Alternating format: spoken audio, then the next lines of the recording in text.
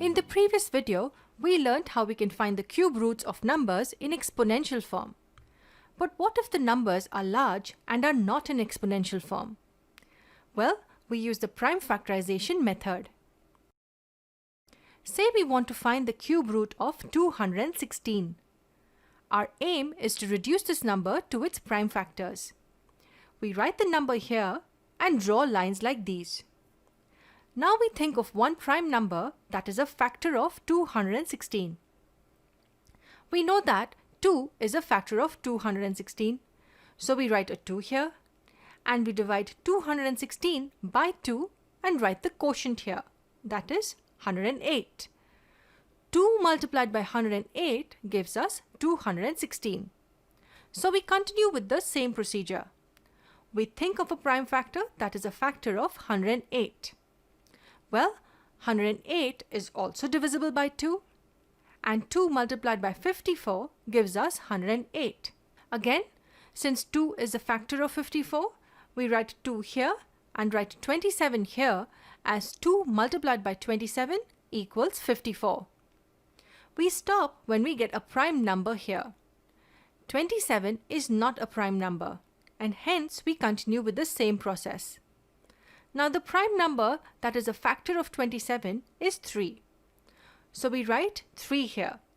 3 multiplied by 9 equals 27. And we know that 9 equals 3 multiplied by 3. This is where we stop. We stop when we see a prime number here. So we have reduced 216 into its prime factors. 216 will equal the product of all these numbers. We can write cube root of 216 as cube root of 2 multiplied by 2 multiplied by 2 multiplied by 3 multiplied by 3 multiplied by 3. Remember, do not forget to include the prime number which is left at the bottom. So what do we do now? If you remember correctly, in squares, we made pairs of same numbers and chose one from each group. In cubes, we make groups of 3 same numbers and again choose one from each group. Hence, to find cube root of 216, we group the 3 2's together and the 3 3's together. And from each group, we pick just one number and multiply them. So from the first group, we pick 2, and from the second group, we pick 3. And after we multiply them, we get 6. Hence, the cube root of 216 equals 6. So now we know that once we reduce the numbers to its prime factors, the task is very simple. We make groups of 3 and choose one number from each group and multiply them. And it's a good idea to memorize the cubes of numbers from 1 to 10.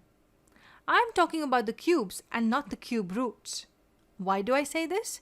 It's because you'll be able to find the cube roots of large numbers in a matter of few seconds, maybe even 5 seconds. And when I say large, I mean numbers up to even 6 digits long. We will see that in coming videos. Keep watching and keep learning.